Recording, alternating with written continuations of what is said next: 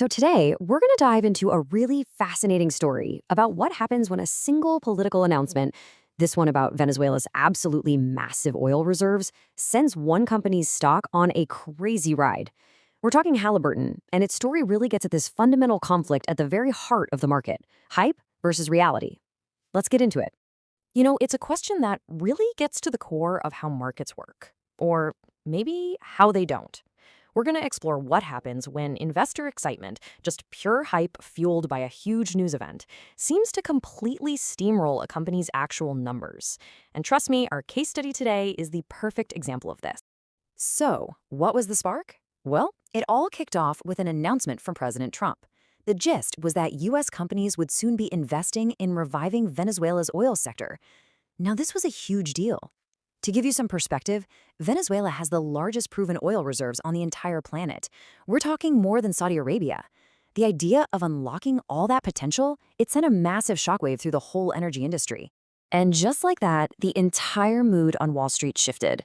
Investors flipped into what they call a risk-on mode. And what does that mean? Basically, they become a lot more willing to make these speculative bets on future growth, instead of, playing it safe. They smelled the potential for insane profits in Venezuela, and they wanted a piece of the action fast. And that brings us right to Halliburton, one of the biggest oilfield service companies in the world. See, they would be an absolutely key player in any effort to rebuild Venezuela's oil infrastructure. So let's take a look at exactly how the market reacted to this news. On the day of the announcement, Halliburton's stock price just exploded, shooting up by a staggering 8.67%. I mean, for a company this big, that is a massive, massive single-day jump. And just to give you some context here, the entire energy sector, which was also having a pretty great day, was up by an average of just under 2%. So Halliburton wasn't just doing well, it was leaving its peers in the dust. And if we zoom out even further to the whole market, the S&P 500 was up less than 1%. So yeah, Halliburton's performance was a total outlier. Now, when you see it laid out visually like this, it's just wow. You can really see that Halliburton bar towering over everything else, both its own sector and the market as a whole. It just perfectly illustrates how much investor hope was suddenly pinned on this one company because of that Venezuela news. Okay, but here's where the story takes a really sharp turn. Because if you peeled back that exciting headline and you actually looked at the company's own financial forecasts, a very, very different and much more complicated picture starts to show up. So right away, you've got this major conflict. On one side, you have this huge positive momentum in the stock market. Everyone's excited.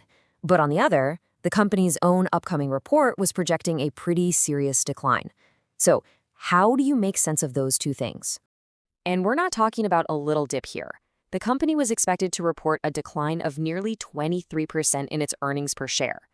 That's a fundamentally worrying sign for any company, let alone one whose stock is just blasting off.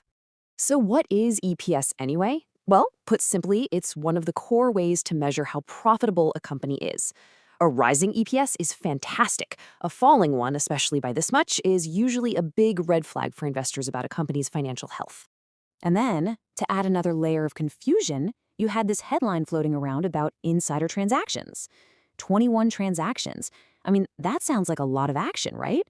It kind of suggests that the execs, the people who know the company best, might be rushing to sell their stock before bad news hits. But was that what was really happening? And this is where breaking it down is everything. See, of those 21 transactions, the vast majority were not what you think. 12 of them were just routine stock awards, and 8 were stock conversions. Both of those are just standard ways executives get paid. That leaves only one, just one, actual stock sale. And here's the detail on that one sale. It was made by an executive vice president, and it was for just under $250,000. So the big takeaway here is this wasn't some sign of panic. It was just a single, pretty routine transaction, not a bunch of insiders dumping their shares. That scary headline, it was completely misleading. So, where does all this leave us? We've got this huge geopolitical story driving a ton of optimism, but at the same time, we have weak fundamentals and confusing headlines. Let's try to step back and assemble the bigger picture here. So when you put all the pieces together, you get this really mixed bag. On the one hand, a lot of analysts actually thought the stock was fundamentally undervalued by as much as 44%, especially with the industry itself looking strong. But on the other hand, that looming earnings decline pointed to some real turbulence ahead, even while investor sentiment was, through the roof because of the news. And this brings us right back to the central conflict of this whole thing. It's a powerful, exciting story about a potential oil boom in Venezuela, crashing head-on into some pretty cold, concerning financial data from inside the company. All of this, from the crazy market surge to the weak earnings forecast, it all boils down to one final, really important question. So what's the real takeaway here? In a market that moves so fast on news and powerful stories, what ultimately carries more weight? The compelling narrative that captures everyone's imagination, or the cold, hard numbers on a balance sheet? The case of Halliburton in Venezuela doesn't give us a simple answer, but boy does it capture that credible debate perfectly.